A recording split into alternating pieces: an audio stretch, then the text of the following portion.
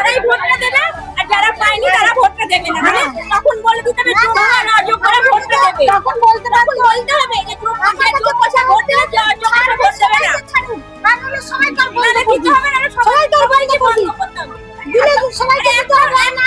পাঁচজন থাকে, এটা কোনো নিয়ম? একটা বাড়িতে পাঁচটা মানুষ হলে যে পাঁচজন সবাইকে দিন, নাহলে সবাইকে দিন, নাহলে বন্ধ করতে হবে। এরকম হবে না, একজন ফোন করে বলছে আমি পেয়েছি, ও পেয়েছে, আর আমরা পাইনি, ওরা বলে তো হবে না।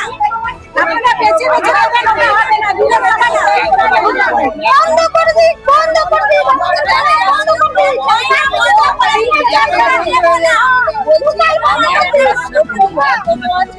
সেটা হচ্ছে আপনার ঘরে পাঁচজন থাকে,